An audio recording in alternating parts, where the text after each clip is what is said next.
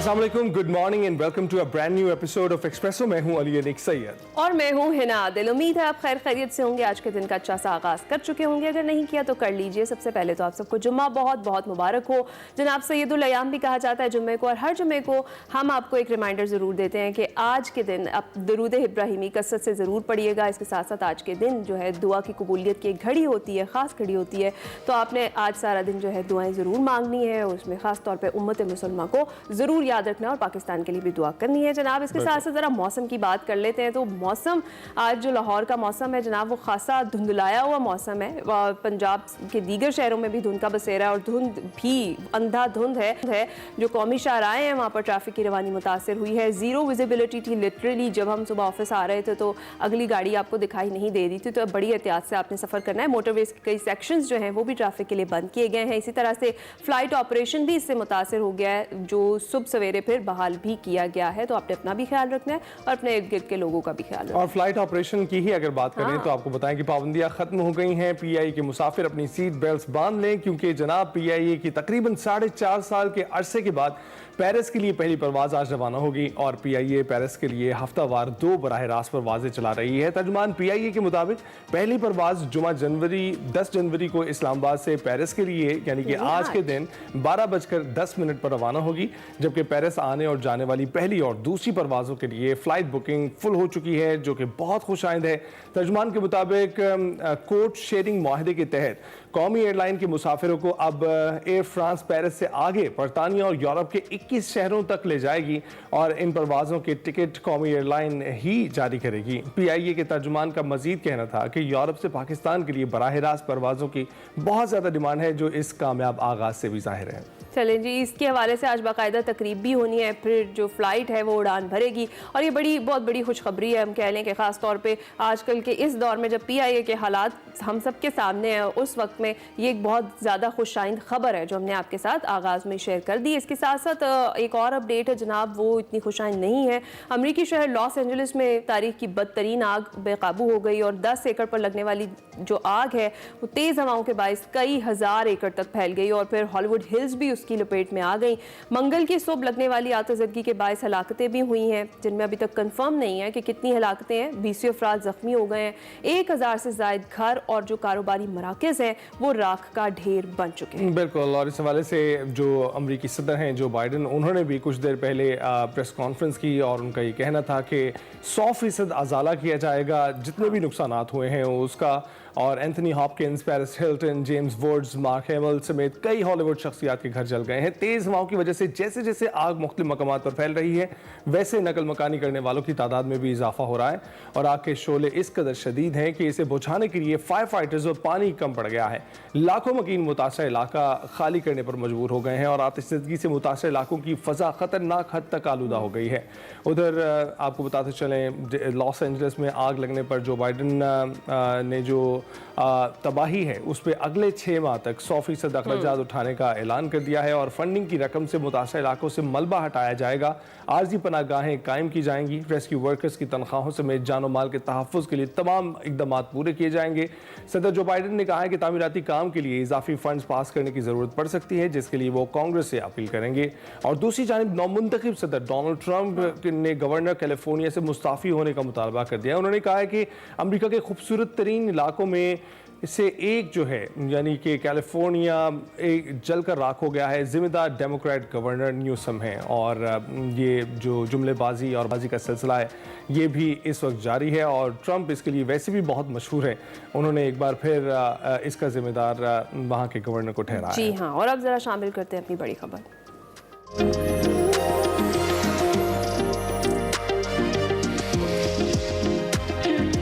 तो जनाब आपको बताएंगे कि अमेरिका और इजराइल के तौसी पसंदाना अज़ाइम जो हैं वो अब खुलकर दुनिया के सामने आ गए हैं। इसराइल की सेहूनी हुकूमत ने भी ग्रेटर इसराइल का मुतनाज़ नक्शा जारी कर दिया और नक्शे में फ़लस्तीन, उर्दन, शाम, लेबनान और दीगर मुल्कों को इसराइली रियासत का हिस्सा बनाया गया है। और इसराइल के अरबी ज़बान में एक्स हैंडल से एक नक्शा शेयर किया गया जिसमें सल्तनत इसराइल के तारीख 1000 साल पुरानी जो तारीख का दावा है उसको दावा करते हुए उर्दन, लेबनान, फ़लस्तीन और शाम के इलाके ग्रेटर इसराइल का हिस्सा दिखा दिए गए और इसमें इन इलाकों के पुराने नाम लिखे हुए हैं और उसमें यह दावा किया गया है कि सल्तनत इसराइल 3000 साल पहले कायम हुई। शुरू में 3 बादशाहों का दौरे हुकूमत 120 साल तक कायम रहा, जो तारीखी एतबार से अहम है। इसमें यहूदियों की तमाम एरियाज में तरक्की हुई, मगर 931 अंदरूनी तनाज़ात और जो भारी टैक्सेस हैं उसके बायस 2 हिस्सों में फिर तकसीम हुई थी। इससे 2 रियासतें कायम हुई जिनमें सल्तनत इसराइल और 2009 साल बाद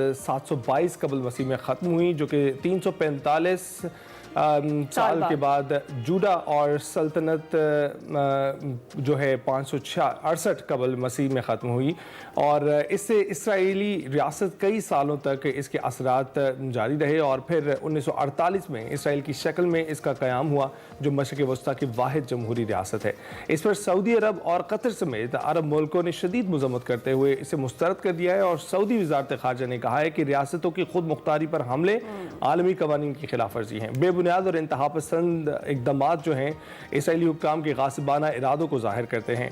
कतर की वज़ारत ख़ारजा का कहना है कि ये इक़दाम दीगर ममालिक की खुद मुख्तारी की संगीन खिलाफ वर्जी है। कतरी वज़ारत ख़ारजा का ये कहना है कि ये इक़दाम दीगर ममालिक की खुद मुख्तारी की संगीन खिलाफ वर्जी है और आयरलैंड ने आलमी अदालत इंसाफ में इसराइल के खिलाफ गज़ा में नस्ल कुशी के मुकदमे में बाकायदा शमूलियत इख्तियार कर ली है। इस पर बात करने के लिए हमारे साथ मौजूद हैं माहिर मशरिक़ वस्ता मंसूर जाफ़र साहब। बहुत शुक्रिया मंसूर साहब हमें ज्वाइन करने के लिए। कैसे हैं आप? जी अल्हम्दुलिल्लाह। अच्छा, ये बताइएगा कि ग्रेटर इसराइल की बातें करना और फिर नक्शा जारी कर देना, कैसे देखते हैं इसको आप? मैं समझता हूँ जी कि ये एक मुतवक्को पेशरफ्त इस लिहाज से है कि जो इस वक्त वाइट हाउस के नए मकीन तशरीफ़ ला रहे हैं, ये बुनियादी तौर पे उनका ही एक एजेंडा है और अपने पहले दौरे हुकूमत में उन्होंने इसी नौइयत के ग्रेटर इसराइल के लिए जो इसराइल के साथ ताल्लुकात नॉर्मलाइज करने के हवाले से जो अब्राहम अकॉर्ड के नाम से माहदात जो हैं उसकी दागबेल रखी थी और उसमें बहरीन, इमारात, मराकश, सूडान और इसके साथ साथ दीगर ममालिक को भी लाइन अप किया गया था। और अब यकीनन वो अपने दूसरे मरहले के आगाज़ पर, सदारत के दूसरे मरहले के आगाज़ पर इसे वो मंतकी अंजाम तक ले जाना चाहते हैं कि जो उनके खित्ते में आउटपोस्ट, मिडिल ईस्ट में आउटपोस्ट जो है इसराइल का एक स्टेटेड ऑब्जेक्ट है और इस ऑब्जेक्ट को उन्होंने किसी से छुपाया नहीं है। नेतन्याहू ने इसी ग्रेटर इसराइल का नक्शा अक़वाम मुत्तहिदा के अंदर भी दिखाया अपने खिताब के अंदर और उसके बाद उन्होंने जिस तरीके से अभी अपने अरब ट्विटर हैंडल से ये नक्शा जारी किया है और अरबी ज़ुबान में जारी किया है, यही उन्होंने बुनियादी तौर पे अपनी पेशानी जो है इसकी पार्लियामेंट की, कनीसेट की, उस पर भी अरबी में कंधा कर रखा है कि मुल्क के या इसराइल मिनल फुरात इलन नील। तो आज उन्होंने उस पूरे इलाके की डिमार्केशन करके दिखा दी है कि ये वो इलाका है जहाँ पे एक नाम नहाद ग्रेटर इसराइली रियासत जो है वो कायम की जाएगी और इसकी एक हिस्टोरिकल वज़ा में खुद जो उनका एक क्लेम है उसको रिवाइव किया जाएगा। तो ये तो उनका एक स्टेटेड ऑब्जेक्ट है, लेकिन मैं समझता हूँ कि इस पर जो रद्द अमल या जो एक कंडेमनेशन का जो सिलसिला है वो जिन मुल्कों की तरफ से किया जा रहा है, बुनियादी तौर पे उन्होंने भी इनडायरेक्टली और डायरेक्टली उन इदारों ने और उन फोरम्स ने इसराइल को शह दी है।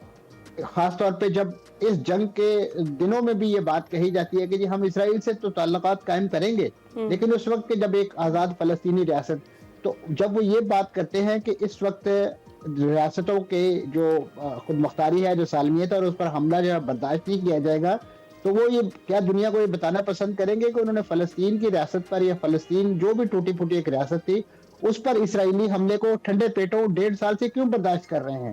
क्या उनके पास इस वक्त कोई असला गोदाम, कोई बारूद नहीं है? उनके पास वसाइल नहीं है? क्या उनके पास इस वक्त मादनी दौलत और तेल की दौलत के जिससे इस वक्त अमेरिका और यूरोप की सड़कों पर गाड़ियां दौड़ती हैं, वो उसका बाइकाट करके आज इसराइल को सबक नहीं सिखा सकते? अगर वो इसराइल पर हमला नहीं कर सकते तो कम अज कम उसका माशी नातका और उसका सियासी कता ताल्लुक जो है वो करके ही एक हकीकी मानों में जो है अपनी यकजहती का इजहार दें, क्योंकि सिर्फ और सिर्फ इस नौइयत के बयानात और इस नौइयत की स्टेटमेंट्स ये एक अरसे से जारी हैं और ये काफी भी नहीं है।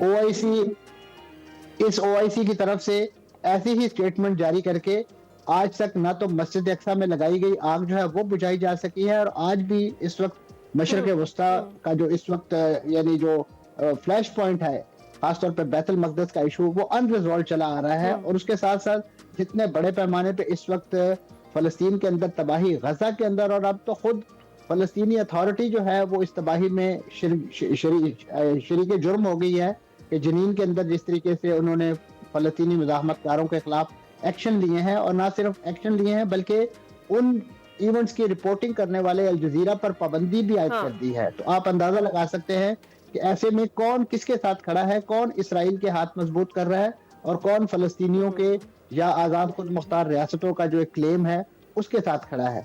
तो ये इस वक्त और ये अमेरिका के और इसराइल के जो तौसीब पसंदाना अज़ाइम हैं वो अब इस जिस एज में हम बात कर रहे हैं, जिस दौर में हम बात कर रहे हैं, इसमें आपको मजीद बढ़ते हुए दिखाई दे रहे हैं। अभी ट्रंप साहब ने इक़्तिदार नहीं संभाला, वो ग्रीनलैंड पे कब्जे की बातें कर रहे हैं, वो कनाडा को अमेरिका में जम करने की बातें कर रहे हैं, वो इसी तरीके से पनामा कनाल का कंट्रोल हासिल करने।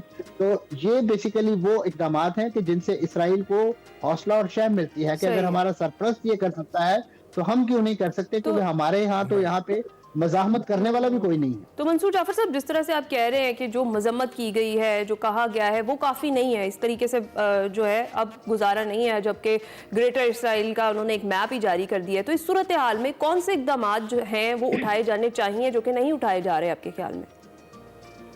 मैं यही अर्ज कर रहा हूँ कि जो इस वक्त इसराइल को एक सियासी और सफारती सपोर्ट दी जाती है इस नौयत के बयानात दे के कि हम इसराइल से ताल्लुकात कायम करेंगे, हमारे उसके साथ कोई तनाज़ा नहीं है वगैरह वगैरह।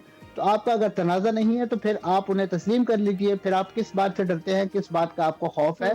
क्योंकि उन्हें इस वक्त अपने अपने अवाम के रद्द-ए-अमल का भी खौफ है और इसी वजह से वो सारी चीज़ों को जो है वो ठंडे पेटों बर्दाश्त भी कर रहे हैं। और इतने बड़े पैमाने पे जो कत्लेआम रोज उनकी टीवी स्क्रीन पर होता हुआ दिखाई देता है, उनके मोबाइल फोन, उनके सोशल मीडिया हैंडलर्स पर रोज बरोज जो है वो जारी और सारी है, उसे वो देख रहे हैं। क्योंकि इस वक्त मैं समझता हूँ कि ये जो करारदादों, मजम्मती करारदादों का, आप देखिए कि इसराइल और अमेरिका किस आलमी फोरम को तस्लीम करता है। अक़वाम मुत्तहिदा में जितनी भी इसराइल के खिलाफ करारदादें पास की गई हैं, अमेरिका जो है उसे वीटो कर देता है। इसी तरीके से इस वक्त बैनुल-अक़वामी फौजदारी अदालत जो है उसके अंदर जो एक मुकदमा है उसके हवाले से जो भी इकदाम किया जाता है, अमेरिका उन जजों के खिलाफ पाबंदियां आयद करने के हवाले से ऐलानात करता है और इसराइल के लिए लॉबिंग करता है कि ताकि उसे उस अगरचे वो नाफिजुल अमल सजा नहीं होती जो भी आलमी, लेकिन अखलाकी तौर पे और कानूनी तौर पे इसराइल का केस जो है वो यकीनन खराब होता है और उसकी एक साख को नुकसान पहुंचता है। तो इस हद तक आलमी फोरम जो है वो बेबस और बेसरोपा कर दिए गए हैं। तो अब ऐसे में सिर्फ और सिर्फ इन मुल्कों की तरफ से या जीसीसी की तरफ से जो ऐसी करारदादें, क्योंकि देखिए अगर आप ये कुलिया अपनाएंगे और इसको इस्तेमाल करेंगे कि जी आप आज़ाद खुद मुख्तार मुल्कों पर हमले नहीं कर सकते, तो लबनान पर भी तो इसराइल ने हमला किया, वो भी एक आज़ाद खुद मुख्तार मुल्क था। और इसी तरीके से खुद तुर्की ने जब इस वक्त शाम के अंदर जो है वो अपनी फौजें उतारी हैं और वो मामलात किए हैं, वो भी तो उस मुल्क की खुद मुख्तारी थी। और फिर इन्हीं फोरम ने शाम को जिस अंदाज से दुनिया में तन्हा अकेला करके जो है उसको इस अंजाम से दो चार किया है, तो आज यही अश्कशोई के लिए वहां पे दोबारा जो है वो अपने सफारती नुमाइंदे और हुकाम जो है वो भेज के दुनिया को पता नहीं कौन से दोहरे मयार जो है उसका दर्स दे रहे हैं और उनको ये दुनिया को बावर कराने की कोशिश कर रहे हैं कि शायद अब जो है वो शाम बहुत ही कोई इनकलाब का पेशखाना बन गया है। और इसी तरीके से लबनान में आप देखिए कि इस ऐन जंग के दिनों में जंग बंदी का फायदा उठाते हुए वहां पे पिछले 2 साल से जो एक सियासी तातुल का शिकार था वो मुल्क, आज वहां पे एक सदर जो है वो भी मुंतखब कर लिए गए हैं। तो ये बुनियादी तौर पे खुद आलमी ताकतों के अपने एजेंडे हैं और उनकी अपनी अपनी प्रायोरिटी लिस्ट है कि जिसके मुताबिक वो चीज़ों को अनफोल्ड कर रहे हैं। और उनमें यकीनन इस वक्त ना तो मशरक़ वस्ता की जो इस वक्त बड़ी सल्तनतें, किंगडम, शेखडम्स, उनकी तरजीहात में कोई फ़लस्तीन शामिल है और ना ही जो है वो अमेरिका और यूरोप की तरजीहात में, क्योंकि अगर ये उनकी तरजीहात में होता तो ये 76 साल तक ये मसला ला यनहल ना चला आता। जितने बड़े आलमी फोरम है जहाँ पे ईस्ट तैमूर जो है वो एक मुल्क बन सकता है, जनूबी सूडान जो है वो एक अलग मुल्क बन सकता है, तो इसी तरीके से फिर कश्मीर और फलस्तीन की किस्मत क्यों खोटी चली आ रही है? क्योंकि इनकी सरपरस्ती करने वाला और इनका केस प्लीड करने वाला कोई भी ताकतवर मुल्क नहीं। और जो ताकतवर मुल्क हैं वो अपने इक़्तिदार, अपने अपने क़यादत और अपने सल्तनतें बचाने के लिए जो है वो कभी अमेरिका की तरफ देखते हैं और कभी जो है वो यूरोप की तरफ देखते हैं। अमेरिका की तरफ ही देख रहे थे जो नौमुंतखब सदर हैं डोनाल्ड ट्रंप की तरफ ही देख रहे थे। जो माइनॉरिटीज इस वक्त अमेरिका में बैठी हैं वो सोच रही थी कि डोनाल्ड ट्रंप के आने के बाद शायद इस मसले का हल कुछ निकल सके, क्योंकि उनकी टोन पहले इस मसले को लेकर जब वो सदारती कैंपेन कर रहे थे बहुत मुख्तलिफ थी। जो अब उन्होंने इख्तियार की है, अब उन्होंने जो बयान दिया है, उनका ये कहना है कि उनके इक़्तिदार में आने से पहले, उनका हल्फ उठाने से पहले ही जो वहाँ के कैदी हैं उनको रिहा कर दिया जाए। तो इस बारे में आप क्या कहेंगे कि जो उम्मीदें थी वो टूटती हुई दिखाई दे रही हैं? फिर से एक बार अमेरिका सेम डगर पर आपको दिखाई दे रहा है?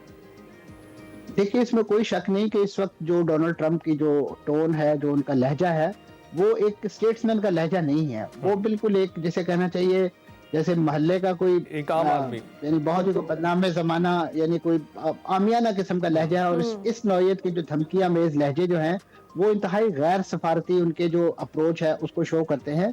तो इस तरीके से, और खास तौर पे जब वहां पे मुज़ाकराती अमल जारी है और उसके बाद जब ये धमकी दी जाती है कि हम मशरक़ वस्ता को जहन्नमज़ार बना देंगे, तो जहन्नमज़ार तो आपने उसको बना रखा है, इससे ज्यादा आप वहाँ क्या उनको इस अंजाम से दो चार करेंगे कि आज आप देखिए कि इस ठठरती सर्दी के अंदर जो है छोटे छोटे फलस्तीनी बच्चे जो है, नौनिहाल शीरखार बच्चे जो है, वो सर्दी से ठठर कर जो है वो जान दे रहे हैं। और जिस हमास को या जिस मज़ाहमती तहरीक को कुचलने का 1.5 साल से वो अज़म बिलजज़म करके उसको गजा को खंडर का ढेर बनाए हुए हैं, आज भी उनके हमले उन पर जारी हैं। दो रोज पहले भी उनके एक घात हमले में 3 इस्राएली फौजी जो हैं वो हलाक हुए हैं। और इस नौयत के रॉकेट आज भी फायर हो रहे हैं। तो लिहाजा इसराइल के अपने स्टेटेड ऑब्जेक्ट इस जंग के हवाले से तो आज भी नाकामी से दो चार हैं। यही वजह है कि इस वक्त नेतन्याहू अपनी जो दाखिली परेशानियां हैं, खासतौर पे जो उनको कानूनी मार्ग पे चैलेंज दरपेश है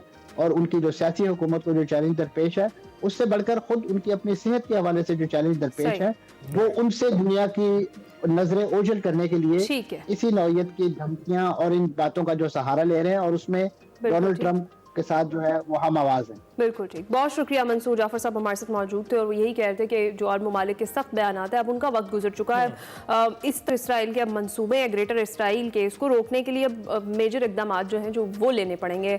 आगे चलते हुए ज़रा बात कर लेते हैं नौमुंतखब अमरीकी सदर डोनाल्ड ट्रंप की ही। आज हशमनी केस में सज़ा सुनाई जानी है उनको। जज जॉन मर्चेंट ने अपने फैसले में कहा कि ट्रंप पहले साबिक सदर हैं जो किसी भी जुर्म के मुर्तकिब हुए हैं और 10 जनवरी यानी आज जो सुनाई जाने वाली सज़ा, इसके वक्त वो या तो ज़ाती तौर पर या फिर वीडियो लिंक के जरिए हाजिर हो सकते हैं। और 18 सफ़ात पर मुश्तमिल फैसले में मर्चेंट ने न्यूयॉर्क की ज्यूरी की तरफ से ट्रंप की सज़ा को बरकरार रखा और ट्रंप के वकला की जानिब से फिर सज़ा के खात्मे के लिए जो अपीलें दायर की गई थी या दरख्वास्तें दायर की गई थी उनको मुस्तरद कर दिया। और उधर न्यूयॉर्क की आला तरीन अदालत ने गुज़िश्ता रोज़ डोनाल्ड ट्रंप की हश मनी केस में आइंदा होने वाली सज़ा को रोकने से इनकार कर दिया है और अब आज सज़ा की समाअत को रोकने के लिए मुंतखब सदर के लिए अमरीकी सुप्रीम कोर्ट आखिरी मुमकिना रास्ता है। ट्रंप 20 जनवरी को दूसरी बार अपने ओहदा सदारत का हल्फ उठाएंगे और इससे पहले उनके वकला ने जो गुजारिश की थी उसको रद्द कर दिया गया है और अब ये फैसला पहले ही सुनाया जाएगा।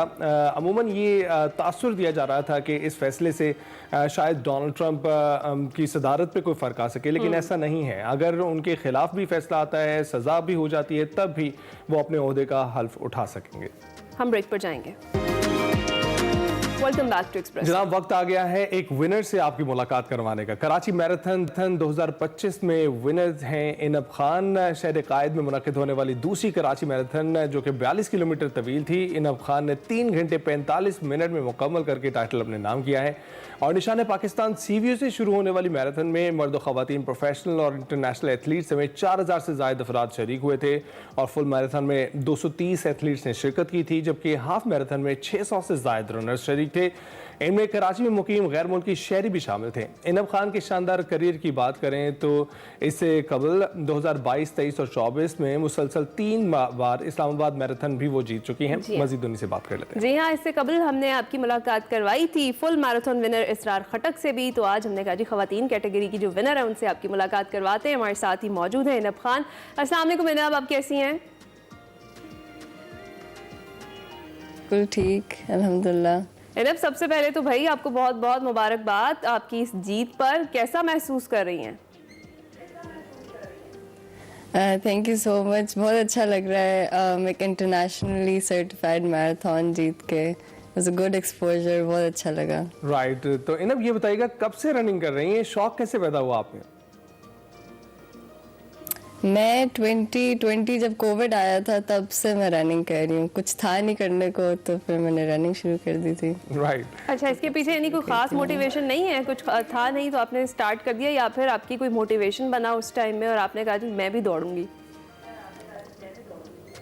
मेरे अम्मा बाबा बहुत एक्टिव रहे हैं हमेशा, और वो वॉक करने जाते थे तो उन्होंने कहा तुम घर पे ऐसे क्यों बैठी हुई हो, तो they are the ones who pushed me, और उन्होंने कहा कि तुम रनिंग करना शुरू करो, तो वही मेरी मोटिवेशन है। चले, रनिंग, नॉर्मल रनिंग तो अपनी जगह पे, मैराथन भागना तो एक बहुत मुश्किल काम है। आपकी तो टांगे जवाब दे देती हैं, इतनी दूर तक भागते रहना, और आपको पता ही है उसकी तारीख का। मैराथन जिसके नाम से मशहूर है, वो भी जब पहुंचा था, खबर सुनाई थी, तो उसके बाद वो शहीद हो गए थे। तो यहाँ पर आपने कैसे डेवलप किए ये स्किल्स अपने मैराथन भागने के लिए? जब मैंने अपनी पहली मैराथन भागी थी वो बस एक ऐसी लिटरली विदाउट एनी ट्रेनिंग, मतलब मेरी इतनी कोई ख़ास ट्रेनिंग नहीं थी, उससे मैंने भागी थी।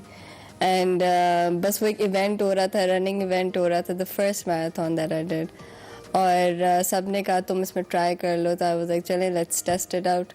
एंड देन वो दिन और आज का दिन है, I love endurance running, because आपको it's like a celebration of your body के आपका माइंड जितना पावरफुल होता है और आपकी बॉडी जितना आपको लाइक आपका साथ देती है, वो बहुत एक अमेजिंग फीलिंग होती है, तो इसलिए आई लव एंड्योरेंस रनिंग। राइट। ये माँ बाप की बात की, तो क्या जेनेटिकली तो नहीं आप जो है बनी रनिंग के लिए? मेरी अम्मी was a sports person all her life. Okay. So I think I got it from her, and my nana was also very sporty. So I think it's generational that we are a very active family. जबरदस्त। अच्छा, और ये जो 3 साल से मुसलसल आप Islamabad marathon में विमेन कैटेगरी की विनर है, इस पे भी तो ज़रा बताएं कि ये कैसा एक्सपीरियंस है, और इतना दौड़ने के लिए आपको ट्रेनिंग जो करनी पड़ती है इन मैराथन की तैयारी के लिए, और डेली रूटीन आपकी क्या है, वो भी हमारे साथ ज़रा शेयर करें। Islamabad Marathon, I think, is the most beautiful route you can run in Pakistan. आप मार्गला हिल्स के साथ रन कर रहे होते हैं, even though there is a lot of up hills और डाउन हिल्स जब आप इस्लामाबाद में रन करते हैं, लेकिन जहाँ अप हिल होती है वहाँ डाउन हिल होती है, और आपको एक फुल एक स्ट्रेच मिल जाता है कि अपने आप को पुश करते हैं। तो Islamabad, because I am from Islamabad, तो मेरी पूरी फैमिली भी इधर होती है। The organisers the Islamabad run with us जो क्लब है वो ऑर्गेनाइज करते हैं इसको, इट्स ब्यूटिफुली ऑर्गेनाइज्ड हमेशा, तो it's a very good experience. और अभी होने भी वाली है 27 को, तो everybody is in Islamabad, Karachi, Lahore, please do come and compete in, even compete नहीं करने आ रहे तो देखने आ जाए, सपोर्ट करने आ जाए। बिल्कुल, हम देख ही रहे हैं आपको। और इसके अलावा जहाँ तक मेरे सॉरी मैंने कहा कि हम आपको देख ही रहे हैं मुसलसल, आप जो मैराथन भागती हैं जीत जाती हैं। अच्छा, जी नहीं, बस इसकी ट्रेनिंग बहुत ज़्यादा होती है। तो मुझे ये बताइएगा कि आलमी सतह पर आप, तो आलमी सतह पर आपका प्लान है कि कोई इंटरनेशनल मैराथन भी भागने वाली हैं आप? दैट इज़ द ड्रीम कि इंशाल्लाह एक दिन बॉस्टन के लिए क्वालिफाई करके मैं उसको रन करूं। जी, तो अभी एज सच इस साल के लिए तो इतने कोई गोल्स नहीं है मेरे इंटरनेशनल मैराथन के। नेक्स्ट ईयर इंशाल्लाह, इस साल मैं अप्लाई करना शुरू करूंगी तो next year maybe I will go for one इंशाल्लाह। और हम देख रहे हैं आपको वहाँ पर भी भागते हुए इसी तरह से, इसी स्पीड से। मुझे बताएं ना, रूटीन आप बता रही थी अपनी कैसे मैनेज करती हैं आप, इसके अलावा क्या करती हैं?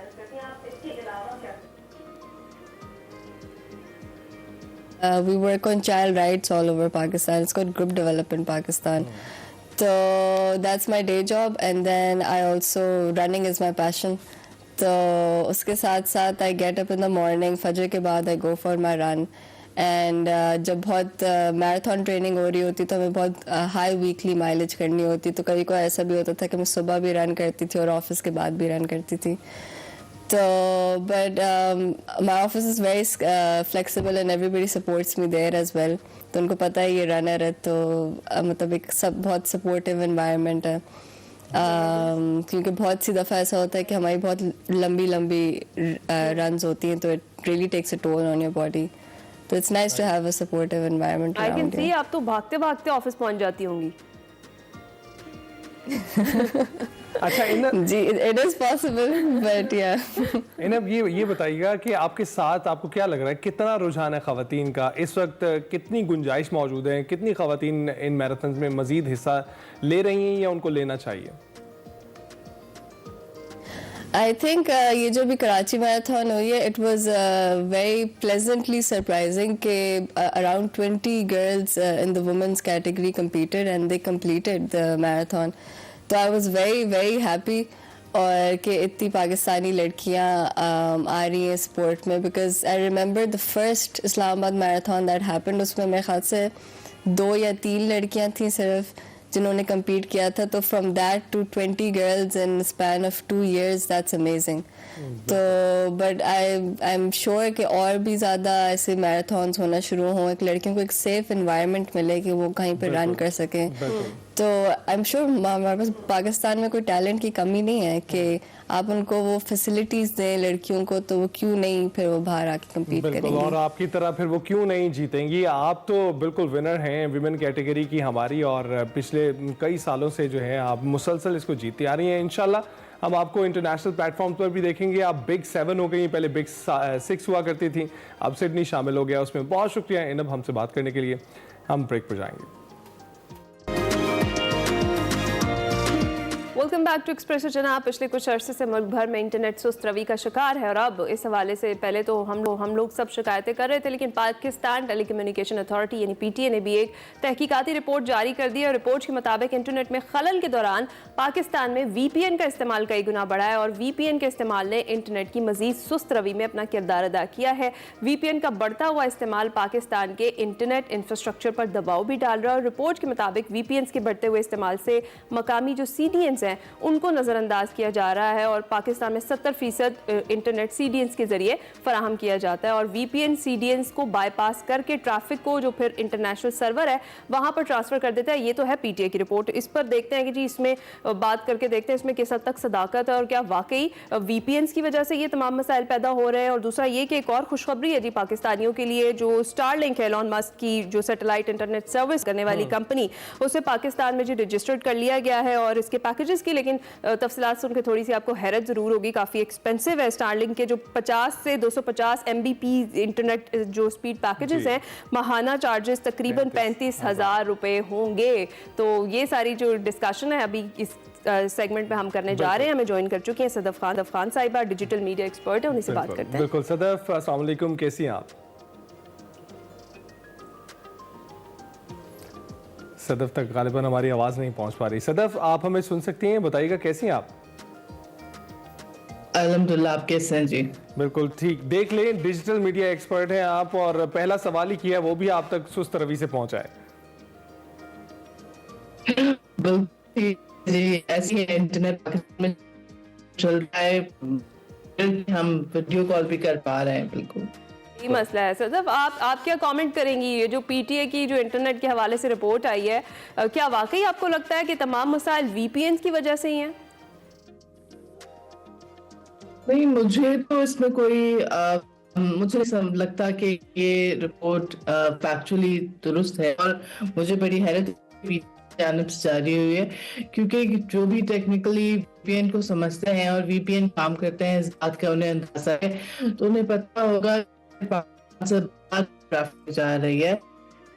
VPN अनफॉर्चुनेटली हम सदफ को क्लियरली नहीं हम सुन दोबारा सकते. रब्ता करने की कोशिश करते हैं क्योंकि ऐसे ही चलेगा काम. आप VPNs पे डालते रहें, आप VPNs को जिम्मेदार ठहराते रहें. अभी जो एक साथ एक्टिविटी करते हैं उसके कॉन्सिक्वेंसेस का ख्याल रखकर अगर आप वो एक्टिविटी नहीं करेंगे तो जनाब ऐसा ही होगा. कहा ही जाता है ना कि अगर आप VPN इस्तेमाल करते हैं ना तो आपका जो है चार्जेस वो 1 मिनट के $1 आपको देने पड़ते हैं. तो तकरीबन ये जो है 10,000 के करीब पड़ता है यहाँ पर हमारे जो हमारे एक्सपेंसेस हैं और हमारे खजाने पर 1 मिनट में $10,000 का फर्क पड़ता है. सदफ हमें ज्वाइन कर चुकी हैं. अली, सदफ से बात करते हैं. जी सदफ. बस देखें, शायद हमने वीपीएन ही लगाया हुआ है इसलिए तमाशा हो रहा है। नहीं, समझने की बात यह है कि अगर आप अपने घर से पाकिस्तान के अंदर बैठ के कोई भी इंटरनेट पे कोई भी वेबसाइट एक्सेस करते हैं, कोई कंटेंट एक्सेस करते हैं, अगर वो आप बगैर वीपीएन के एक्सेस करें तो आपके कंप्यूटर से वो रिक्वेस्ट जनरेट होगी और डायरेक्ट उस वेबसाइट तक पहुंच जाएगी। अगर वो मुल्क से बाहर है, जो भी वेबसाइट, लाइक मैं एक्सेस करने की कोशिश करती हूँ और मैं वीपीएन लगा लेती हूँ, तो जो मेरी रिक्वेस्ट है वो जाके वीपीएन का जो सर्वर है उसकी तरफ जाएगी और फिर उसके बाद जो भी एडिशनल बर्डन पड़ना है इंटरनेट इंफ्रास्ट्रक्चर पे वो सर्वर पे पड़ेगा, ना कि पाकिस्तान के अंदर मौजूद इंफ्रास्ट्रक्चर पर पड़े। तो ये कहना कि वीपीएन की वजह से इंफ्रास्ट्रक्चर ओवरलोड हो रहा है, या ये कहना कि वीपीएन के इस्तेमाल की वजह से इतना ज्यादा संभाव लोड पड़ गया है हमारे इंफ्रास्ट्रक्चर के, इंटरनेट स्लो हो गया, तकनीकी तौर पर मुझे नहीं लगता कि ये कोई बहुत ज्यादा इसमें लॉजिक है या कि बात समझ नहीं आती। अच्छा, तो आपको हुकूमत की जानिब से कोई मुस्बत वाइब आ रही है इंटरनेट बेहतर होने की? वाइब्स की बात करें तो बिल्कुल भी नहीं, क्योंकि ये सारी जो चीजें हैं वो भले रिपोर्ट हो या वो जो बयानात हैं जो हुकूमत देती है, हमेशा लगता यही है कि सच को बताने के बजाय लोगों को मजीद उलझाने की कोशिश की जा रही है। हमेशा हमें कोई ऐसी बात सुनने को मिलती है कि आप हैरान रह जाएं कि ये हो क्या रहा है। स्टारलिंक का जैसे शोशा छोड़ा गया है, बहुत अच्छी बात है, आ रहा है, लेकिन मतलब कितने लोग हैं जो पाकिस्तान में इंस्टॉलेशन के लिए 1.5-2 लाख रुपए अफोर्ड कर सकते होंगे। मंथली चार्जेस भी इंतहाई अफोर्डेबल है, बट उसका जस्ट लगना जो हार्डवेयर आपको चाहिए इंस्टॉलेशन के लिए, सो आप बजाय इसके कि ऐसी चीजें लाएं, ऐसे सॉल्यूशंस क्रिएट करें जो पाकिस्तान के तमाम अवाम को कोई उसका मुस्बत फायदा हो और डिजिटल डिवाइड में कमी आए। आप ऐसे सॉल्यूशंस वो फख्र से पेश कर रहे हैं जिससे डिजिटल डिवाइड सिर्फ बढ़ेगा। हाँ, तो आपको लगता है कि स्टारलिंक से जो जैसे वो पाकिस्तान में रजिस्टर्ड हो गया, आपने कहा कि उसका शोशा छोड़ा गया है, तो इससे कोई बेहतरी आ सकेगी या कोई जो ऑनलाइन बिजनेसेस वाले लोग हैं जो काम करते हैं, फ्रीलांसर्स हैं, उनको कोई फायदा होगा, या फिर ये होगा कि स्टारलिंक भी पाकिस्तान में आके बंदिशों का शिकार हो जाएगा और फायरवॉल से फिर वो भी मुतासिर होगा? देखिए, शायद स्पीड उसके मुतासर ना हो, लेकिन यहाँ ये समझना बहुत जरूरी है कि जो पाकिस्तान में इंटरनेट बेस्ड इकोनॉमी है वो सिर्फ सॉफ्टवेयर हाउसेस या ऐसे फ्रीलांसर्स तक महदूद नहीं है जो बहुत पैसे कमाते हैं। शायद सॉफ्टवेयर हाउसेस जो पाशा के मेंबर्स हैं वो अफोर्ड कर सकें स्टारलिंक, लेकिन बहुत सारे ऐसे लोग हैं जो आपके for example food Panda Riders हैं या जो दीगर एप्स होती हैं, राइड हेलिंग एप्स होती हैं, उनके जो कैप्टन हैं, क्या वो अफोर्ड कर सकते हैं कि वो मोबाइल स्टारलिंक लेके घूमें ताकि जब इंटरनेट शटडाउन हो तो उनके पास रसाई हो? ये वो लोग हैं जो हमारे वर्किंग क्लास लोग हैं या हमारे लोअर मिडिल क्लास लोग हैं, और उनके लिए ये बिल्कुल अफोर्डेबल नहीं है। और ये आई थिंक मेजॉरिटी है उन लोगों का जो इंटरनेट से मुस्तफीद होकर पाकिस्तान की इकोनॉमी में भी हिस्सा डालते हैं और अपना घर भी चलाते हैं। बिल्कुल तो ठीक। स्टारलिंक जैसे solutions are not good enough. Starlink जैसे जो हमारे प्रोवाइडर्स हैं वो आपको स्पीड भी फराम कर देंगे, पैकेजेस भी दे देंगे, लेकिन उसके साथ 35,000 का बिल भी देंगे जो आपको अदा करना होगा, और हर पाकिस्तानी ये अदा नहीं कर सकता। अभी 2-3 हज़ार रुपये तक आपको पैकेजेस मिल जाते हैं। सदफ, बहुत शुक्रिया हमसे बात करने के लिए। और जो बात पहले की जा रही थी, वीपीएन्स पर जो दबाव डाला जा रहा है, कहा जा रहा है कि वीपीएन्स की वजह से, आपके इस्तेमाल की वजह से ये सब कुछ है, तो आप बेटर जज हैं, हुकूमत इस हवाले से क्या कर रही है? ब्रेक के बाद हाजिर होंगे। प्रोग्राम के दूसरे हिस्से में खुशामदीद। सेगमेंट मेरा पाकिस्तान का रुख करते हैं, जहां उफैरा फैज हमें एनसी का थीसिस दिखा रहे हैं। आइए देखते हैं।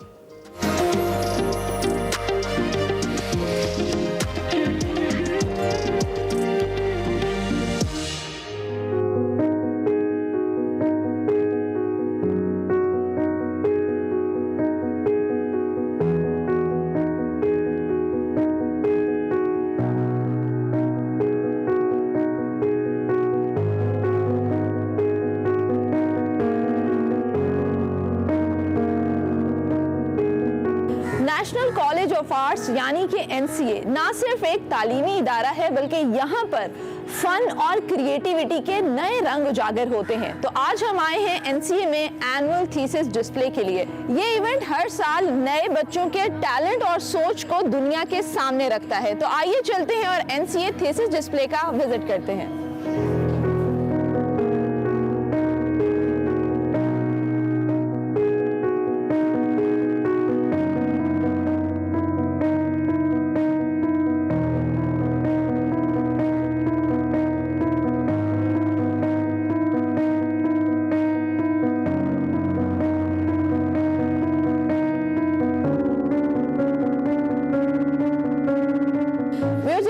हमारे साथ नकीब आमिर मौजूद हैं, इनसे हम बात करते हैं और जानते हैं कि इनका ये बड़ा डिफरेंट और यूनिक सा थीसिस है, इसके पीछे क्या आइडिया था। नकीब, सबसे पहले तो मुझे ये बताएं कि ये जो आइडिया है ये आपने कहाँ से लिया?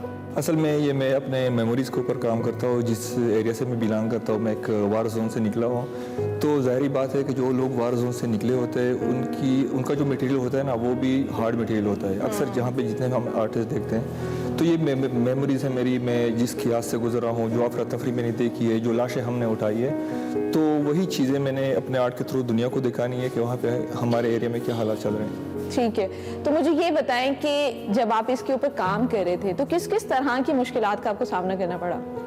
मुश्किलात का तो ज़ाहिरी बात है, हार्ड मटेरियल है, तो प्लास के साथ मैं इसको रोटेट कर रहा था, डिफरेंट एंगल के साथ मैं अपने काम को जो है ना देख रहा था, तो मैं प्लास से इसको रोटेट कर रहा था, तो ज़ाहिरी बात है कील है, सख्त मटेरियल है, हाथ को भी लगते थे, ब्लड भी बहता था, इंजरीज भी हुई है, कभी कभी ब्रेक भी लिया है बीच में, तो हार्ड मटेरियल है, सख्ती तो बर्दाश्त करते हैं। अच्छा, मुझे ये बताएं कि अभी जितने भी लोग यहाँ पर आ रहे हैं आपका काम देखने के लिए, क्योंकि बड़ा डिफरेंट है, नेल्स का इस्तेमाल करके आपने जो एक आर्ट पीसेस बनाए हैं, तो लोगों का रिस्पांस कैसा है? लोगों का रिस्पांस तो बहुत अच्छा है, लोगों ने बड़ा प्यार भी दिया यहाँ पे और काम को भी सराहा। इवन बाहर से लोग आते हैं तो अच्छा लगता है जब मैं स्टोरीज पे देखता हूँ, हमें मेंशन करते हैं, हालांकि वो लोग कभी लाइफ में मिले ही नहीं है, तो रिस्पांस अच्छा था और वो हमारा दुख दर्द सुनती भी है और हमारे साथ हमदर्दी का इजहार भी कर रहे हैं कि ये ऐसे वार जोन से निकला हुआ है, अपने इलाके की बात कर रहे हैं, तो अच्छा रिस्पांस मिल रहा है। अच्छा रिस्पांस मिल रहा है, तो मुझे बताएं कि फ्यूचर को लेके क्या सोच रखते हैं आप अपनी? फ्यूचर का तो यही है कि आर्ट की दुनिया में आए हुए हैं और आर्ट के लिए काम करना है, यहीं पे करना है और कोशिश करते हैं कि आर्ट को प्रमोट करें, अपने एरिया से लोगों को उठाए, क्योंकि मैं अपने एरिया से पहला आर्टिस्ट हूँ।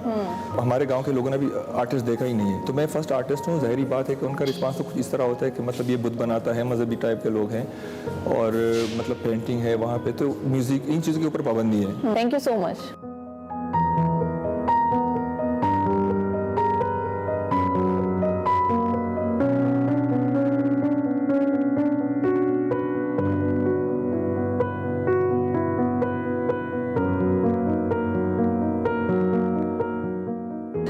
इस वक्त हमारे साथ वसीम अब्बास मौजूद हैं, जिनका खूबसूरत सा काम यहाँ पर डिस्प्ले हुआ है। अच्छा, मुझे ये बताएं, आपका जो काम है वो बड़ा कलरफुल है, तो इसका क्या बैकग्राउंड है, क्या आइडिया है इसके पीछे? नेशनल कॉलेज ऑफ आर्ट के थीसिस शो में पर्सनली मैंने जो काम किया है, मैं जहाँ से बिलोंग करता हूँ पाराचीनार। अच्छा। तो वहाँ पे आजकल जो एक वॉर का सीन चल रहा है, वहाँ पे शुरू से भी है, लेकिन आजकल कुछ ज़्यादा एक वायलेंस चल रही है, तो मेरा सारा काम वायलेंस पे है। काफ़ी मैंने इमेजिनेशन से काम किया है, फिर उसके बाद काफ़ी बीचों बीच मैंने रेफरेंसेस भी यूज़ किए हैं कि मैं अपना बात कलर के थ्रू कैसे कर सकूं, कन्वे कर सकूं। अच्छा, अगर मैं इस पेंटिंग से स्टार्ट करूं तो मुझे बताएं क्या हो रहा है इस पेंटिंग के? कोई एक डेड बॉडी है, एक बच्चा है, वो अपने बाप की लाश को या इंजरी है जो भी है उसको देख रहे हैं। तो personally as an visual artist आप अपनी बात को किस तरीके से कर रहे हो, आप रियलिस्टिकली कोई एक चीज़ पेंट कर रहे हो या आप कलर के थ्रू आप उसमें इतना एब्स्ट्रैक्शन लेकर आ रहे हो कि वो चीज़ लगी भी कि ये डेड बॉडी है और वो ना भी लगे, और वो आपकी पेंटिंग्स के अंदर ना एक क्योस फील हो रहा है। अच्छा वसीम, ये जो आपकी पेंटिंग डिस्प्ले है, इसके ऊपर अगर मैं पूछना चाहूँ, इस पेंटिंग के अंदर क्या हो रहा है? क्योंकि मुझे ऐसे लग रहा है एक कार है और कार के अंदर एक डेड बॉडी पड़ी है। ये रिसेंट जो पारसनार में भी एक वो वाक़या पेश आया था, कन्वई, जो वहाँ पे उसको फायरिंग में काफ़ी लोगों की डेथ हुई थी, इंजरीज थी। उसमें कोई एक गाड़ी है, उसके पीछे जो इंटीरियर है गाड़ी का, उसमें एक डेड बॉडी पड़ी है। फिर सेम ये वाली जो गाड़ी है, इसमें भी एक डेड बॉडी पड़ी है। वहाँ से मूव कर रहे थे पारसनार टू पेशावर, तो वहाँ पे जो एक्सीडेंट हुआ था उसको मैंने एक तरीके से दिखाने की कोशिश की। अच्छा वसीम, ये जो आपकी पेंटिंग है, इसमें मुझे एक बच्चा नज़र आ रहा है जिसके हाथ पर बैंडेज हुई है, तो मुझे ये बताएं कि इस पेंटिंग का टाइटल क्या है और इसके पीछे की स्टोरी क्या है? ये एक बच्चा है, लैंड माइंस का शिकार हो चुका है। लैंड माइंस का आप लोगों को पता होगा कि कबायली इलाकों में जहाँ पे लैंड माइंस वगैरह लगाते हैं, तो ये बच्चा खेलने कूदने की गरज से घर से निकलता है और इसको एक चीज़ मिलती है, वो इसको खिलौना समझ के और वो ब्लास्ट हो जाते हैं। तो इसका एक हाथ और पैर जो है वो डैमेज हो जाता है उसमें। तो ये रिसेंट अभी है, इस्लामाबाद में एडमिट है। तो इस बच्ची की ये स्टोरी है। कि एक बच्चा खेलने कूदने की गरज से निकलता है तो इसका क्या कसूर है, उस वायलेंस में, उस वॉर में ये क्यों इफेक्ट हुआ है। अच्छा, वैसे मुझे ये बताएं कि जब इस तरह की चीज़ों को, इस तरह के रेफरेंसेस को आप अपनी पेंटिंग में यूज़ करते हैं तो क्या आपको लगता है कि आपका मैसेज जो है वो कन्वे हो पा रहा है और ऑडियंस जो है उसको कंसीव कर रही है?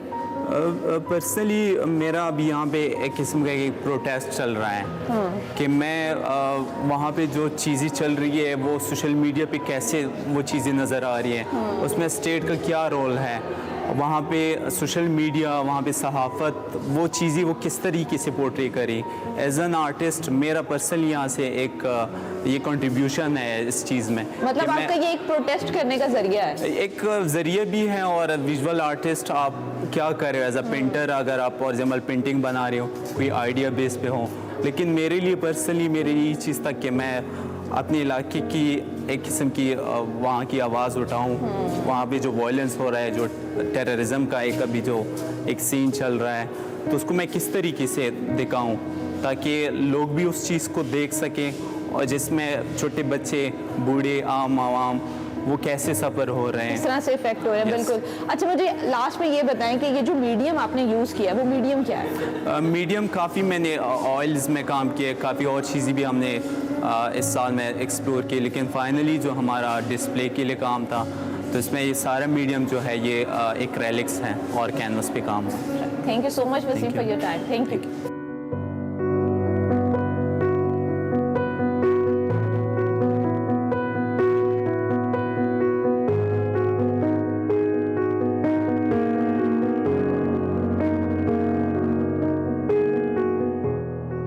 यहाँ पर जो थीसिस डिस्प्ले है वो टेक से रिलेटेड है और हमारे साथ सोहेब मौजूद हैं। अस्सलाम वालेकुम, कैसे हैं सोहेब? वालेकुम अस्सलाम, कैसे हैं आप? मैं बिल्कुल ठीक। मुझे ये बताओ कि क्या बनाया है आपने? So this is one of one in the whole world. ये ऐसा पीसी केस डिज़ाइन किया गया है जिसके अंदर सॉल्यूशंस हैं। अच्छा। हमारे पास जो नॉर्मल रेक्टेंगुलर आते हैं वो एक फ्लॉड होते हैं सारे, क्योंकि उनके अंदर आपको फैंस ही फैंस लगाने पड़ते हैं। तो दिस इज़ वेरी मिनिमल, जैसे कि हमारा आगे भी टाइम जा रहा है, हर चीज़ कम होती जा रही है, राइट? हमने ये डिज़ाइन किया जिसके अंदर ये बिल्कुल मिनिमल है, एक ही हीट सिंक से बना हुआ है एक तरह से, जिसको हम एल्यूमिनियम बोलते हैं। ठीक हो गया। तो now we have used this as a frame, as a whole frame, जिसके अंदर बहुत कम से कम प्लास्टिक है, लेकिन हम लोगों ने उसको एक ही फ्रेम में पूरे को मॉड्यूलर बना दिया कि इसका ओपनिंग, इसका लगाना, इसका सब कुछ बेहतरीन किस्म का ईजी है और आपको इसके अंदर ज़्यादा मुश्किलात नहीं आती। लिक्विड कूलिंग की स्पेशली, जो कि मेरा मेन कॉन्सेप्ट था, उसकी ज़रूरत नहीं है क्योंकि एरोडायनामिक केस है, इसके अंदर एयर का आना और जाना बहुत आसान है। अच्छा, ये आपने डिज़ाइन इस तरह से किया है कि ये हीट नहीं होता, तो मुझे ये बताएं कि इसकी मेंटेनेंस का क्या तरीकाकार होता है? इसके अंदर मेंटेनेंस ज़रूरी नहीं है, मतलब है ही नहीं, ना होने के बराबर है जी। नॉर्मली आप केस लेते हैं, आप लिक्विड कूलिंग लगाते हैं, उसके अंदर आपको हर 6 मंथ्स के बाद नाइट्रोजन चेंज करना होता है। बट इन दिस वन आपको, क्योंकि लिक्विड कूलिंग से ही आपकी बचत है, तो ये अपने आप को आपने एक एप्पल के प्रोडक्ट की तरह आपने लिया, खरीदा, घर पे रखा, आपने भूल जाना। ठीक है। अच्छा, मुझे ये बताएं कि सोहेब, जब आपके माइंड में ये आइडिया आया और उस आइडिया को इस रियलिटी तक पहुंचाने का जो सफर है, ये कैसा था? मैं सफ़र बहुत लंबा है। हाँ जी, ये सफ़र बहुत लंबा था क्योंकि I started as a box as well, क्योंकि मैंने भी सबसे पहले एक बॉक्स डिज़ाइन किया, लेकिन उसको एरोडायनामिक बनाया था। This is one of one, ये पहले ऐसा कभी भी नहीं बना हुआ ऐसा PC, but this is one of one of its own kind. अच्छा, इसको टाइम कितना लगा था इस पूरे प्रोडक्ट को तैयार होने में? इसको हमारा पूरा साल होता है थीसिस का, जिसमें हम डिफरेंट आइडियाज़ को एक्सप्लोर करते हैं। तो half way through the year मेरा डिफरेंट प्रोजेक्ट था, but then I started out कि क्या प्रॉब्लम होती है और हमें इंडस्ट्री में क्या इशू ज़्यादा से ज़्यादा, क्योंकि दिस इज़ $2 बिलियन मार्केट पूरे पाकिस्तान की, नहीं पूरी दुनिया की। तो वाई किसी ने किया हुआ क्यों नहीं है यहाँ पे, लाइक किसी ने इसको टच तक नहीं किया, because this was a very bold project, right? क्योंकि नॉर्मली आप आर्ट यूनिवर्सिटी में ऐसे प्रोजेक्ट्स नहीं देखेंगे जो कि ना कि सिर्फ डिज़ाइन किए हों बल्कि इंजीनियर्ड हो, राइट? तो इन चीज़ों को देखते हुए I wanted to do something different. Thank you so much for your time.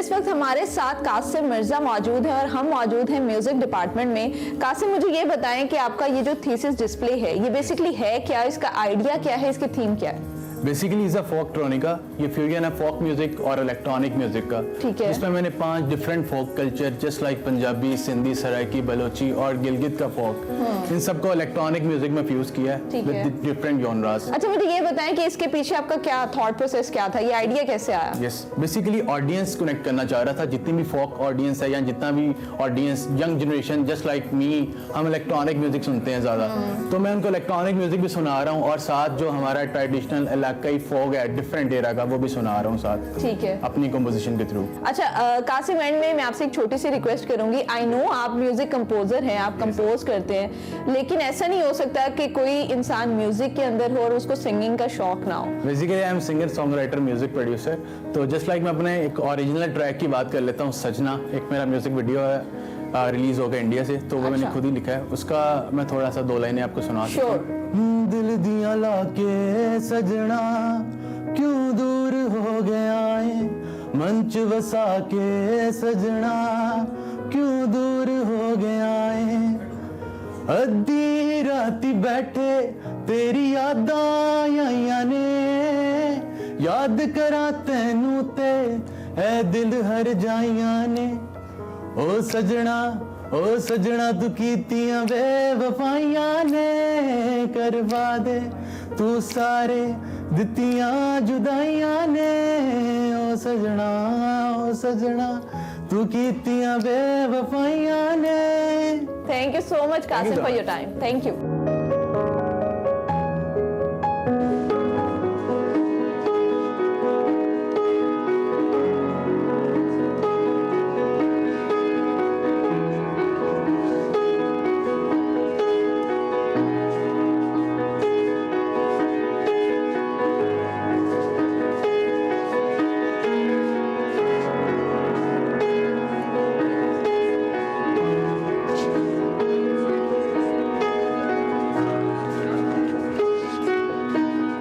अस्सलाम वालेकुम मुझी, कैसे हैं आप? मैं बिल्कुल ठीक, आप कैसे हैं? ये बड़ा डिफरेंट सा आपने डिस्प्ले किया हुआ है, ये क्या है और बड़े लोगों ने इसके ऊपर रिमार्क्स दिए हुए हैं। यस, बेसिकली जो मेरा थीसिस कॉन्सेप्ट है वो है डिस्प्लेसमेंट एंड नॉस्टैल्जिया। ठीक है। तो उसके अराउंड मैंने ये स्पेस बनाई है और जो उसका जो कॉन्सेप्ट है उसके साथ मैंने पियानो पीसेस बनाए हैं, 4 पियानो पीसेस बनाए हैं। ठीक है। तो वो मैं लोगों को हेडफोन्स पे सुनाता हूँ, तो वो सुनते हैं, तो उनको अगर पसंद आता है तो वो अपनी वो रिमार्क्स लेके जाते हैं, इसलिए भरी हुई है। जबरदस्त, यानी फुल है ये स्पेस आपकी। बिल्कुल। अच्छा मुझे ये बताया, अभी मैंने आपका पियानो सुना, नो डाउट बहुत खूबसूरत आपने पियानो बजाया, तो पियानो का शौक कब से है या कोई और भी म्यूजिक इंस्ट्रूमेंट आप प्ले करते हैं? स्टार्ट मैंने कीबोर्ड से किया था, फ्रॉम चर्च से। मैं बेसिकली गिटारिस्ट हूँ और जब मैं यहाँ पर आया तो फिर मुझे ग्रैंड पियानो की अपॉर्चुनिटी मिली, तो हमारे सर हैं, सर हारून, उन्होंने मुझे पियानो स्टार्ट करवाया और उनकी वजह से मतलब उन्होंने एक पीस हमें कराया था क्लास में, मूनलाइट सोनाटा, तो उसने मुझे इंस्पायर किया कि मैं पियानो पीसेस बनाऊँ। Thank you so much for your time.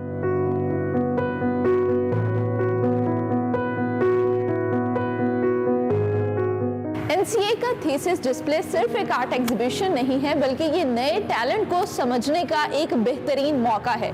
इसी के साथ मुझे इजाजत दीजिए और देखते रहिए एक्सप्रेसो।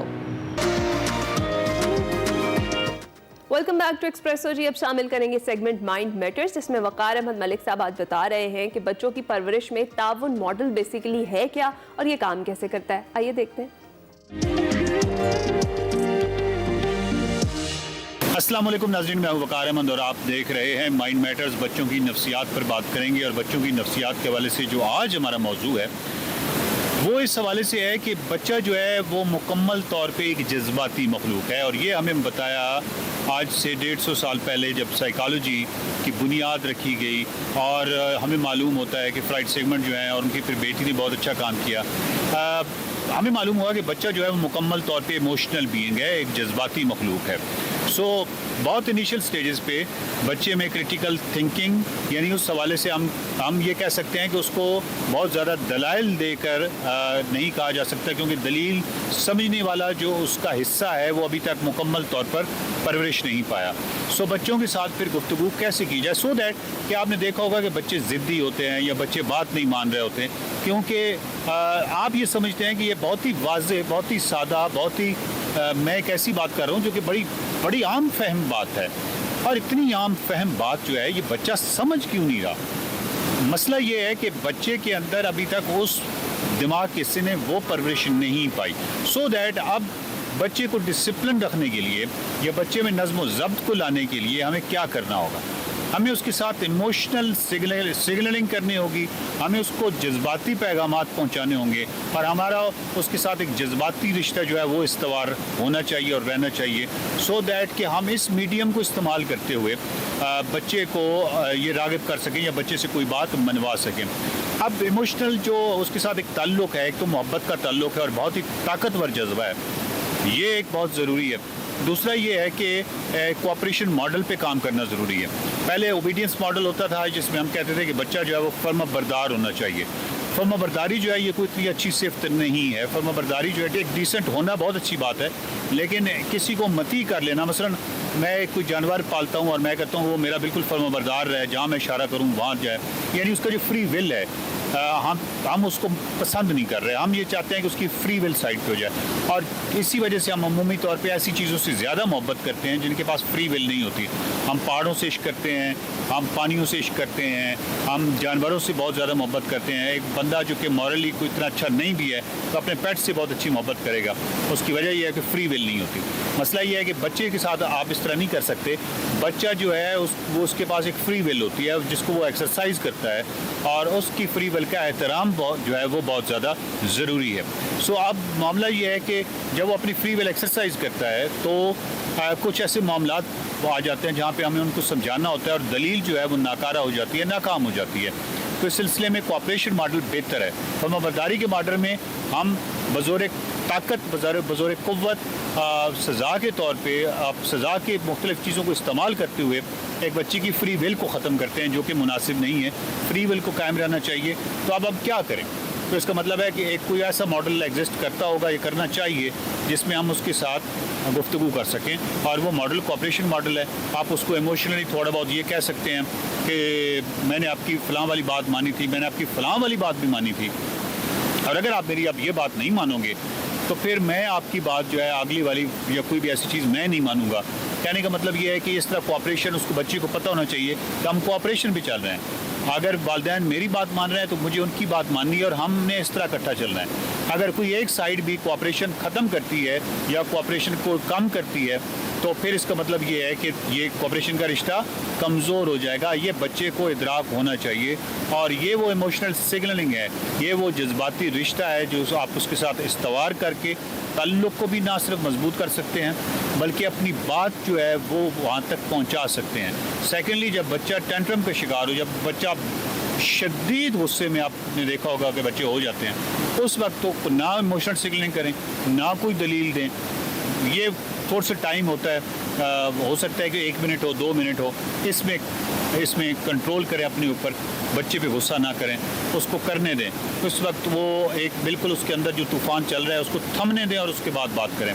सेकेंडली, आपने बच्चे को जो चीज़ समझानी होती है या बतानी होती है उसके लिए सबसे अच्छी टाइम जो है वो स्टोरी टाइम है, जब रात को बच्चा सोता है, जब आप उसको कहानी सुनाते हैं। ये वो होता है जब वो कूल होता है, वो काम होता है, वो मुकम्मल तौर पे उसका जो दिमाग है वो बिल्कुल खुला होता है। किसी भी चीज़ को एक्सेप्टेंस जो है वो उस वक्त फुल अपने अरूज पे होती है। एग्जैक्टली उस टाइम पे अगर आपने दलाइल देने हैं तो ये वो टाइम है जब आप दलाइल दे सकते हैं, जब आप बात कर सकते हैं। तो ये वो टाइम बहुत अहम टाइम होता है। तो बच्चे के साथ जो ताल्लुक़ है ये इतना आसान नहीं है।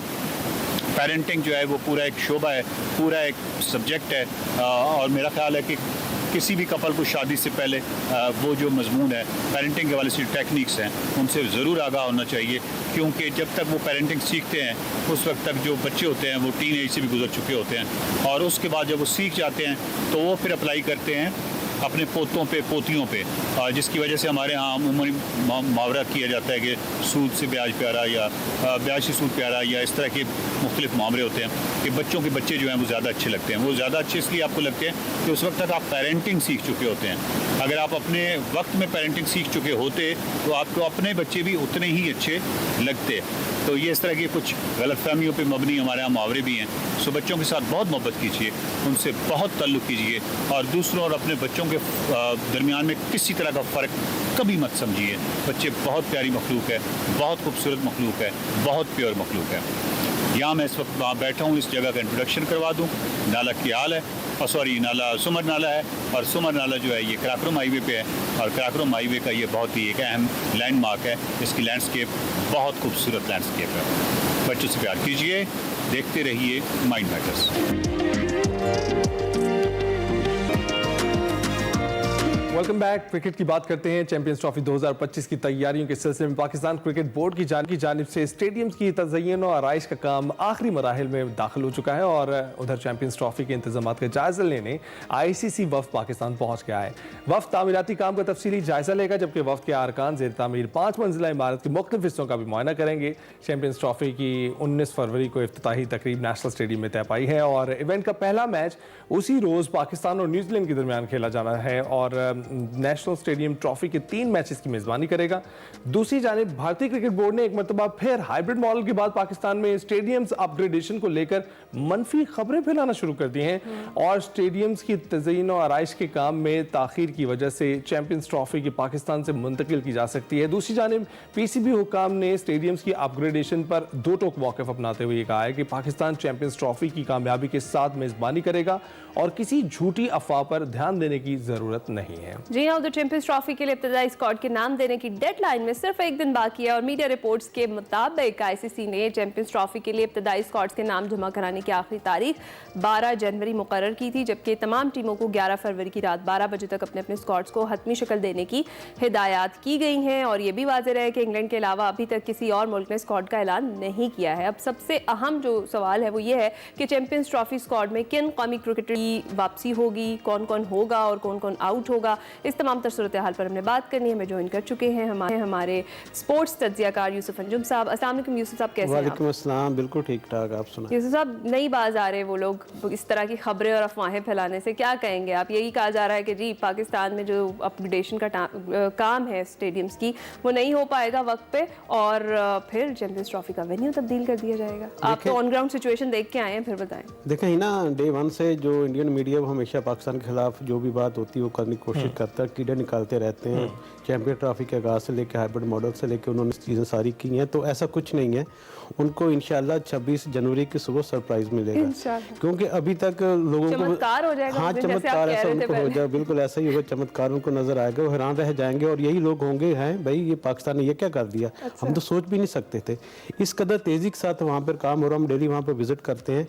अभी भी हमारे पास 45 दिन बाकी हैं। 45 दिन इसलिए मैं कह रहा हूँ क्योंकि 25 जनवरी की डेडलाइन है और आज 10 तारीख है। 10 तारीख मतलब कि 15 दिन अभी हमारे पास मौजूद है, और उसमें 3 शिफ्टों में काम हो रहा है। नॉर्मली जितने भी बड़े प्रोजेक्ट उसमें 1 शिफ्ट में काम होता है, यहाँ पर 3 शिफ्टों में काम हो रहा है। इसका मतलब ये है कि सुबह दोपहर शाम जिस तरह हम गोली नहीं खाते डॉक्टर की हिदायत पर, उसी तरह वो तेज़ी से काम हो रहा है। तो अब तक जो मेरा तजिया उसके मुताबिक 95% जो काम है वो मुकम्मल हो चुका है। लोगों को इसका पता नहीं है किस कदर तेज़ी से वहाँ पे काम हो रहा है। सर्द मौसम की वजह से काम मुतासिर तो नहीं होगा? देखिए, इस तरह से कुछ थोड़ा सा फर्क जरूर पड़ता है, लेकिन अब वो काम फिनिशिंग मराहल में क्योंकि आ गया है। जो बाहर का काम तो सारा कंप्लीट हो चुका, सारी चीज़ें अंदर से हो रही हैं। ग्राउंड ऑलरेडी हम तैयार कर चुके हैं, पिचेस भी बन चुके हैं। ICC के जो क्रिएटर हैं वो भी 2 दिन में यहाँ पाकिस्तान में आ रहे हैं, उनकी हिदायत पर ये पिचेस तैयार की गई हैं। आजकल आपको पता है कि मौसम बहुत सर्द है, तो इस वजह से जो घास है वो तो मेंटेन करना बड़ा मुश्किल होता है। लेकिन जो PCB का ग्राउंड स्टाफ है वो ख़ास केमिकल के जरिए जो घास है उसको तरोताज़ा रखने में कामयाब हुआ है। पिचेस तैयार हैं, कुर्सियाँ लगने वाली हैं। अगले 2 दिन में आप देखेंगे वहाँ पे कुर्सियाँ लगना भी शुरू हो जाएंगी। कुर्सियाँ पहले थोड़ा लेट हो गई थी बाहर से आने में, चाइना से, अब वो कुर्सियाँ यहाँ पर पहुँच चुकी हैं। 40,000 कुर्सियाँ इस बार मंगवाई गई हैं, जिसको 2 उसके बड़े रंग होंगे, एक सफ़ेद और सब्ज़, और ये मुख्तलिफ जगहों पे मुख्तलिफ डिज़ाइन में लगाए जाएंगे। जब आप इसको ओवर व्यू देखें, एरियल व्यू उसका देखेंगे तो आपको एक जैसे पाकिस्तान का फ्लैग होता है ना, पहले भी ऐसा वो आपको नजर आएगा वहाँ पर। तो काम बहुत तेज़ी से हो रहा है, दुनिया हैरान रह जाएगी कि होने क्या जा रहा है। और इसीलिए आपको याद है कि पहले ये जो साउथ अफ्रीकी सीरीज़ के मैच जो 8 से 14 फरवरी तक है, जिसमें न्यूजीलैंड की टीम ने यहाँ पर आना, साउथ अफ्रीका और पाकिस्तान टीमों ने यहाँ मैच खेलना, ये 4 मैच मुल्तान में रखे गए थे। लेकिन अब चूँकि कज़ाफ़ी स्टेडियम का काम भी मुकम्मल होने जा रहा है, कज़ाफ़ी जो कराची का काम भी मुकम्मल हो चुका है, तो अब ये PCB ने बाकायदा ऐलान कर दिया कि ये मैचेस भी अब कराची और लाहौर में होंगे। 25 तारीख को डेल्टाइन है, 26 से नया दिन, नया सूरज तलू होगा। उसके बाद इसकी बाकायदा एक लॉन्चिंग होगी कज़ाफ़ी स्टेडियम की, उसमें लोगों को बुलाया जाएगा, उनको दिखाया जाएगा कि यहाँ पर किस कदर तेज़ी के साथ काम किया जा सकता है। तो ये आईसीसी का वक्त अब जो पहुंचा है, इसको दिखाने के लिए आपको लगता है कि काम काफ़ी है, मुकम्मल हो चुका है? जो अब आपको पता है भारतीय मीडिया को तो चैन नहीं। हाँ जी, बिल्कुल, वो तो कुछ ना कुछ हमारे हवाले से ऐसा बताता ही रहता है, और अभी ये तक कह रहे हैं कि फिर मुंतकिल करने का, जो पूरे का पूरे चैंपियन ट्रॉफीज जो है वो मुंतकिल करने की बातें कर रहे हैं। तो आपको कुछ नजर आता है आईसीसी को दिखाने के लिए गुड इनफ इंतजाम मौजूद है पहले से? देखें, हर चीज़ से आईसीसी को बाकायदा तौर पे आगाह किया जा रहा है। उनको डे 1 से लेके अब तक की जितनी भी प्रोग्रेस रिपोर्ट है काम की, वो सारी उनको पहुंचाई जा रही है। और आईसीसी के वफूद ऑलरेडी पाकिस्तान में आ चुके हैं। आपको याद है कि सिर्फ जब एक इवेंट होता है, क्योंकि बहुत बड़ा इवेंट है, उसके लिए आपको लॉजिस्टिक इश्यूज होते हैं, ब्रांडिंग का काम है, मार्केटिंग का काम है, टिकटिंग का काम है, मीडिया एक्रेडिटेशन का काम है। तो सारी चीज़ें हो रही हैं। आईसीसी के वफूद यहाँ पर हैं, कुछ लोग अभी मजीद कल भी यहाँ पर कराची में पहुँचे हैं, आज वो पिंडी जाएंगे और उसके बाद उन्होंने हफ्ते को लाहौर का मुआयना भी करना है। तो जो ये इंडियन मीडिया कह रहे हैं कि आईसीसी चैंपियन ट्रॉफी यहाँ से शिफ्ट हो जाएगी, वो बिल्कुल एक पागलपन की बात कर रहे हैं, उसमें कोई दिवाने का ख्वाब है। लेकिन आप ये देखिएगा कि इस वक्त सरबरा उनके जैसा ही हैं, और आपको लगता है उनकी मौजूदगी की वजह से कुछ कंडीशंस जो हैं? देखें पहले थे बीसीसीआई के सेक्रेटरी, बीसीसीआई के सेक्रेटरी के तौर पर तो वो जो कुछ करना चाहे कर सकते, लेकिन अब वो एक इदारे के हेड हैं। उनको ये सोचकर चीज़ों को करना पड़ेगा, और मेरे ख्याल में जो उन्होंने अब ये बिग 3 कह के फार्मूला भी अपनाने की कोशिश की, ये भी गलत है। क्योंकि अगर हम वर्ल्ड टेस्ट चैंपियनशिप जब बात करते हैं, उसमें ये होता है कि सारी टीमें आपस में खेलें। तो आपने जितनी भी अभी तक वर्ल्ड टेस्ट चैंपियनशिप हुई, उसमें इंडिया पाकिस्तान को मैच ही नहीं हुआ, तो फिर आप उसको वर्ल्ड टेस्ट चैंपियनशिप कैसे कह सकते हैं आप? और फिर जब सारी दुनिया को पता है, सारी दुनिया के मालिक ये मानते हैं, जितने भी बड़े खिलाड़ी हैं वो भी मानते हैं कि जब तक इंडिया पाकिस्तान का मैच नहीं होगा, वो इवेंट कभी भी कामयाब नहीं हो सकता। अगर आपने टेस्ट क्रिकेट को बहाल रखना है, उसको उसकी जो चार्मनी है उसको बढ़ाना है, तो उसमें आपको फ्लेवर डालना पड़ेगा इंडिया पाकिस्तान का। तो मैं तो तजवीज़ करूंगा कि जयशाह को बजाय इंडिया श्रीलंका उसके साथ इंग्लैंड ऑस्ट्रेलिया के साथ जाने की बजाय उसको चाहिए कि एक बड़ापन का मुजाहरा करें। बहुत होगी, हमने सियासत कर ली, अब उसको आगे बढ़ना चाहिए। इंडिया पाकिस्तान को भी रिवाइवल उसके जानब तवज्जो देनी। बहुत शुक्रिया यूसुफ अंजुम साहब, आगे भी हम आपसे अपडेट्स देते रहेंगे। परेशानी की कोई बात नहीं है, स्टेडियम्स तैयार हो रहे हैं और जरूर चैंपियंस ट्रॉफी इंशाल्लाह पाकिस्तान में होगी। इसके साथ ही जनाब एक और अपडेट शामिल कर लेते हैं। पाकिस्तानी टीम के ओपनिंग बल्लेबाज साइम अयूब के हवाले से उनके टखने का लंदन के क्लिनिक में दूसरा चेकअप हो गया है। साइम का सेंट्रल लंदन में स्पेशलिस्ट डॉक्टर डेविड रेनफ्रंट से अपॉइंटमेंट तय है और साइम अयूब अपने टखने की चोट का मुआयना कराने सेंट्रल लंदन के क्लिनिक पहुंच गए और उनके हमरा कोच अजहर महमूद भी थे। इस मौके पर साइम अयूब ने यह बताया कि वो इलाज के लिए आए हैं। डॉक्टर्स ने यह बताया है कि टखना जो स्टेबल है और टांग पर हल्का वजन डाल सकता हूँ। मेडिकल पैनल मजीद मामलात का फैसला करेगा। इस जस्ट उन्होंने ये बताया कि स्टेबल और थोड़ा बहुत इस पर वेट डाल सकते हैं। अदर देन दैट जो भी रिपोर्ट्स हैं वो मेडिकल पैनल को साइन करेंगे। फिर वो एनी अदर अपडेट। तो get well soon Saim Ayub, Pakistan needs you, Pakistani cricket team needs you. और अभी चैंपियंस ट्रॉफी ही नहीं बल्कि सीरीज़ भी आ रही हैं, तो हम उम्मीद करते हैं कि आप जल्द से जल्द सेहतयाब हों। इसके साथ साथ फ़खर जमान भी वापस आ चुके हैं, वो भी उम्मीद की जा रही है कि स्क्वाड का हिस्सा होंगे। तो हमारा स्क्वाड और पैनल बहुत अच्छा दिखाई दे रहा है और उम्मीद करते हैं कि अब पिछले साल से बेहतर साल होगा, उसका आगाज़ बेहतर होगा। इसी के साथ ही आप हमें दीजिए इजाज़त, आपसे मुलाकात होगी पीर को। अपना ख्याल रखिएगा, बेस्ट ऑफ एक्सप्रेस ज़रूर देखिएगा, फीडबैक ज़रूर दीजिएगा। अल्लाह हाफिज़।